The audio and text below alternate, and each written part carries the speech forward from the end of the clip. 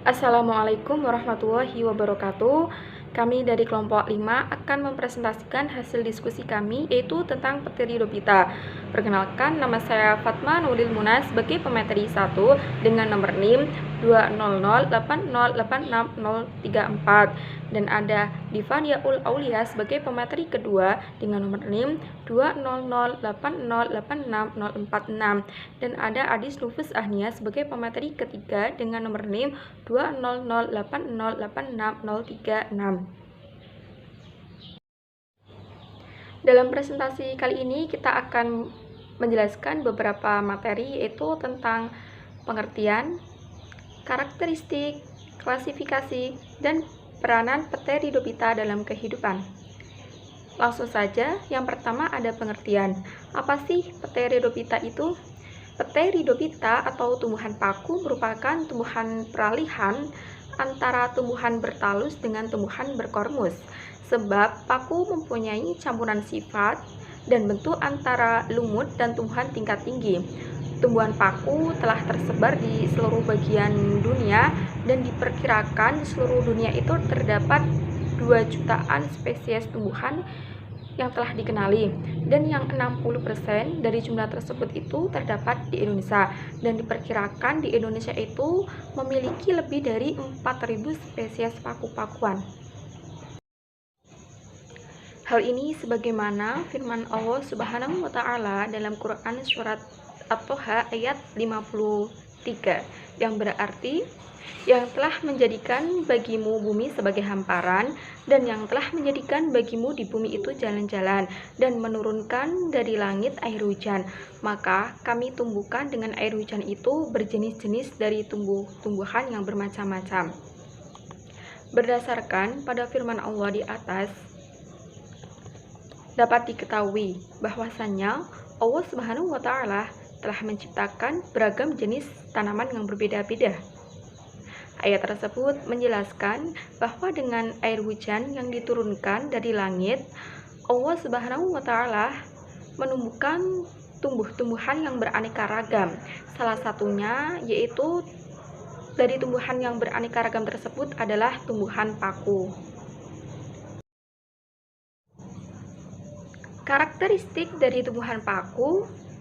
Tumbuhan paku merupakan tumbuhan yang telah berkormus, artinya yaitu telah memiliki akar, batang, dan daun sejati.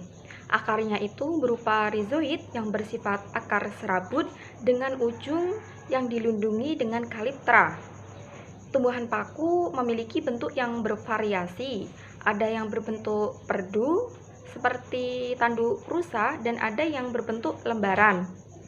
Tumbuhan paku sudah memiliki klorofil dan memiliki spora. Tumbuhan paku juga memiliki berkas pengangkut, yaitu xilem dan floem. Tumbuhan paku memiliki bentuk daun yang melingkar atau menggulung. Ini merupakan penampang dari tumbuhan paku. Pada fase gametofit, tumbuhan paku memiliki akar semu yang disebut dengan rizoid. Akar semu ini seperti yang terdapat pada tumbuhan lumut. Rizoid memiliki fungsi yang sama dalam penyerapan air dan mineral dari dalam tanah, namun masih memiliki struktur jaringan yang sederhana. Sedangkan pada fase sporofit memiliki akar sejati dengan tipe akar serabut. Akar serabut adalah tipe akar yang tidak memiliki akar pokok seperti yang dimiliki oleh tumbuhan monokotil. Dan pada batangnya, pada fase gametofitnya itu disebut dengan protalium. Batang ini memiliki bentuk seperti lembaran kecil yang juga berfungsi sebagai tempat fotosintesis. Bisa juga dikatakan bahwa batang semu ini juga berlaku sebagai daun semu. Sedangkan pada fase sporofit, tumbuhan paku telah memiliki batang sejati dengan jaringan pembuluh angkut, yaitu xilem dan floem. Batang paku ada yang berukuran pendek hingga hampir tidak nampak, dan ada pula yang tinggi seperti pohon. Dan pada daun dapat dibedakan berdasarkan bentuk dan fungsinya. Pembahasan tentang daun hanya terbatas pada fase sporofit tumbuhan paku. Berdasarkan bentuknya, daun paku dapat dibedakan menjadi mikrofil dan makrofil. Mikrofil merupakan daun yang berukuran kecil. Mikrofil merupakan daun yang belum terdiferensiasi, artinya daun tersebut masih memiliki jenis jaringan yang sama, belum memiliki jaringan yang berbeda-beda. Sedangkan dalam makrofil merupakan daun sejati yang digunakan untuk melakukan fotosintesis. Jaringan makrofil telah terdiferensiasi sehingga dapat dibedakan bagian epidermis dan mesofil daunnya. Mesofil adalah bagian yang terdapat di dalam epidermis dan tersusun atas jaringan parenkim dan jaringan pengangkut. Selanjutnya, ada klasifikasi dari tumbuhan paku. Berdasarkan sporanya, tumbuhan paku dapat dibedakan menjadi 3 macam, yaitu paku homospor, paku heterospor, dan paku peralihan. Yang pertama, paku homospor menghasilkan 2 jenis spora saja dan mempunyai ukuran yang sama besar. Yang kedua, ada paku heterospor menghasilkan 2 jenis spora, yaitu mikrospora jantan dan mikrospora betina. Contohnya ada semanggi dan paku rane. Yang ketiga, ada paku peralihan. Paku peralihan menghasilkan spora yang bentuk dan ukurannya sama, tetapi sebagian jantan dan sebagian betina. Contohnya ada paku ekor kuda. Kemudian, menurut Gembong 2011, klasifikasi berdasarkan tubuh tumbuhan paku dibagi menjadi 4. Yang pertama, ada Psilopitinae atau paku purba. Yang kedua, ada Lycopodinae atau paku kawat. Yang ketiga, ada Equisetae atau paku ekor kuda. Dan yang keempat, ada Felicinae atau paku sejati. Kelas Psilopitinae atau paku purba. Paku ini sudah ada sejak zaman purba dan ditemukan dalam bentuk fosil. Paku ini memiliki daun yang kecil atau disebut makrofil, bahkan ada yang tidak memiliki daun. Paku ini disebut juga paku terlanjang karena posisi saurusnya yang terbuka.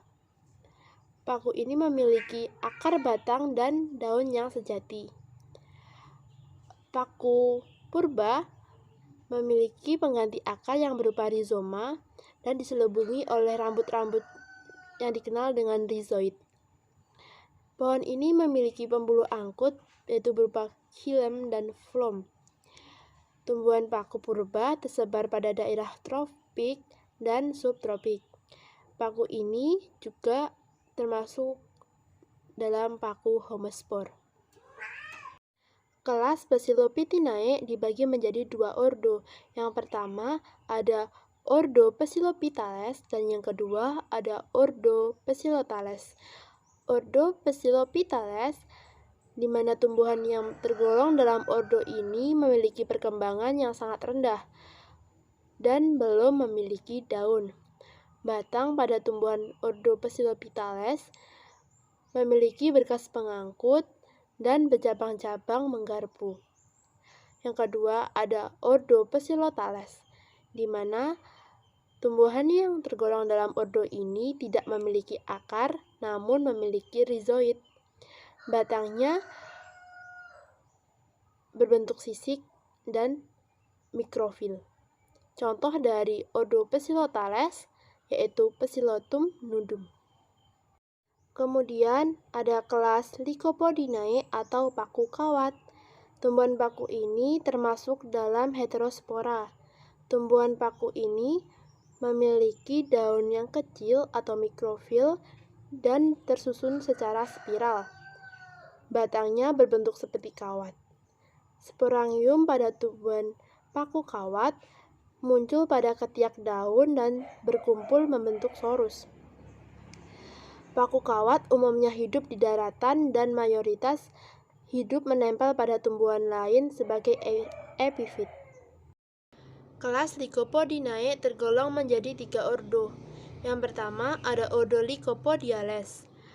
Ciri-ciri tumbuhan pada ordo ini yaitu memiliki batang yang mempunyai berkas pengangkut sederhana, tumbuh tegak atau berbaring, dan cabang-cabang yang menjulang ke atas. Daun-daun berambut dan berbentuk garis atau jarum, dan akar bercabang menggarpu. Contoh dari ordo ini yaitu tumbuhan Lycopodium mularifolium. Kemudian ada ordo Selaginellales atau disebut paku rane atau paku lumut. Ciri-ciri tumbuhan pada paku yang tergolong Selaginellales yaitu batang berbaring dan sebagian berdiri tegak. Bercabang menggarpu, tidak memperlihatkan pertumbuhan menebal sekunder. Tumbuhnya ada yang memanjat dan tunasnya dapat mencapai panjang sampai beberapa meter. Selaginella bersifat heterospor. Contohnya yaitu Selaginella caudata, Selaginella plana, dan Selaginella willdenowi. Ketiga, ada ordo Lepidodendrales, yaitu jenis paku yang tergolong dalam ordo ini sekarang telah punah. Tumbuhan ini mencapai puncak perkembangannya pada zaman Devon dan Karbon. Batang tumbuhan ini telah mengalami pertumbuhan penebalan sekunder, daunnya berbentuk jarum atau bangun garis, mempunyai lidah-lidah, dan jika daun gugur, meninggalkan bekas seperti bantalan yang merupakan sifat khas dari tumbuhan ini. Contohnya yaitu Lepidodendron vascular, Lepidodendron major. Kelas Echiosepita atau biasa disebut paku ekor, yang mempunyai ciri-ciri batang paku ekor kuda berongga.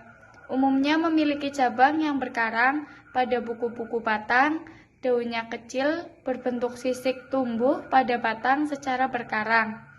Sporofilnya tersusun dalam strobilus. Strobilus itu berarti kerucut pada ujung batang atau cabang. Sporofilnya berbentuk perisai dengan sejumlah sporangium pada sisi bawahnya. Kelas Echiosetiinae terdiri dari 3 ordo. Yang pertama itu ordo Echiosetales. Ordo ini adalah tumbuhan paku golongan Echiosetales. Habitatnya itu di darat dan sebagian rawa-rawa. Contohnya adalah Equisetum debile, E. ramosisum. Dan yang kedua, ordo Spenopilales. Ciri dari tumbuhan paku Spenopilales, daunnya menggarpu atau berbentuk kasak dengan tulang-tulang yang bercabang. Tulang-tulang bercabangnya menggarpu, tersusun berkarang, dan tiap karang biasanya terdiri atas 6 daun. Contoh dari ordo tersebut adalah Spenopilum, Cuneifolium, S. dawsoni, S. fertile. Yang ketiga, ordo Protoarticulatales. Tumbuhan itu berupa semak-semak kecil yang bercabang menggarpu, daunnya tersusun berkarang, tidak beraturan, helaian daun sempit, sporofil tersusun dari 1 bulir dan bercabang menggarpu, tidak beraturan, dengan sporangium yang bergantungan. Contohnya adalah Hyenia elegans. Yang terakhir D, kelas Felicipita, yaitu paku sejati. Paku sejati ini disebut tumbuhan pakis. Ciri-cirinya berdaun besar atau makrofil, daun muda menggulung, yang sering disebut dengan circinat, memiliki tulang daun, memiliki mesofil yaitu daging daun, dan sporangium terdapat pada sporofil, yaitu daun penghasil spora. Batang paku sejati tumbuh di atas permukaan tanah secara tegak, namun terdapat juga yang tertanam di bawah tanah. Penyebaran spora pada tumbuhan paku sejati dibantu oleh angin ke berbagai daerah. Kelas Felicinae terdiri dari tiga anak kelas. Yang pertama, Eusporangiaceae. Eusporangiaceae ini berupa terna. Protalium di bawah tanah tidak berwarna atau di atas tanah berwarna hijau. Sporangium mempunyai dinding tebal dan kuat, terdiri beberapa lapis sel dan spora sama besar. Terdiri atas dua ordo. Yang pertama, ordo Opoglossales, yang nama memiliki batang di dalam tanah dengan contoh spesies Ophioglossum reticulatum, dan ordo Maratiales yang mempunyai daun makrofil menyirip ganda. Sporangium pada sisi bawah daun mempunyai dinding yang tebal, tidak mempunyai anulus dan membuka dengan satu celah. 2. Anak kelas Leptosporangiatae yang terdiri dari 10 ordo. Yang pertama, ordo Osmundales, ordo Cyzacales, ordo Gleicaniales, ordo Matoniales, ordo Laxomales, ordo Hymenopilales, ordo Dixoniales, ordo Thyrsoteridales, ordo Chiateales, dan ordo Polypodiales. Yang terakhir, anak kelas Hydropterids, yaitu paku air. Divisinya itu disebut dengan nama Tracheophyta, yang berarti tumbuhan berjaringan pembuluh atau xylem phloem, dan memiliki cara perkembangan dengan membentuk spora dan dengan peralatan kelamin yang lengkap, atau archegonium dan antheridium. Peranan dari Pteridophyta atau tumbuhan paku yaitu dapat digunakan sebagai tanaman hias untuk di depan rumah atau di dalam rumah. Yang kedua, dapat digunakan sebagai bahan obat-obatan. Yang ketiga, batang paku ekor kuda atau Equisetum yang dikeringkan sanggup digunakan untuk alat pembersih atau penggosok. Yang keempat, dapat digunakan sebagai bahan makanan seperti semanggi atau Marsilea dan paku Garuda Pteridium aquilinum. Yang kelima, paku tiang atau Alsopila glausa, batangnya dapat digunakan untuk tiang bangunan. Yang keenam, dapat digunakan sebagai bahan pupuk hijau seperti azolla. Pokok pembahasan dari pembahasan di atas atau kesimpulannya dari tumbuhan paku yaitu merupakan tumbuhan peralihan antara tumbuhan bertalus dengan tumbuhan berkormus, sebab paku mempunyai campuran sifat dan bentuk antara lumut dan tumbuhan tingkat tinggi. Tumbuhan paku atau disebut Pteridophyta tersebar di seluruh bagian dunia. Diperkirakan di seluruh dunia terdapat 2 jutaan spesies tumbuhan yang telah dikenali, dan 60% dari jumlah tersebut terdapat di Indonesia. Indonesia memiliki lebih dari 4.000 spesies paku-pakuan. Dan berdasarkan sporanya, tumbuhan paku itu ada 3. Yang pertama, paku homospor atau isopor. Yang kedua, paku heterospor. Dan yang ketiga itu paku peralihan. Tumbuhan paku juga diklasifikasikan berdasarkan perbedaan morfologi tubuh. Dan berdasarkan morfologi tubuh itu dibagi menjadi 4. Yang pertama, Psilophytinae, yaitu paku purba. Yang kedua, Lycopodinae atau paku kawat, paku rambut. Yang ketiga, Equisetinae, paku ekor kuda. Dan yang terakhir, Felicinae, paku sejati. Sekian presentasi yang dapat kita sampaikan, kurang lebihnya mohon maaf. Untuk sesi kritik, saran, dan diskusi bisa kami lanjutkan di WAG atau Google Meet. Terima kasih. Wassalamualaikum warahmatullahi wabarakatuh.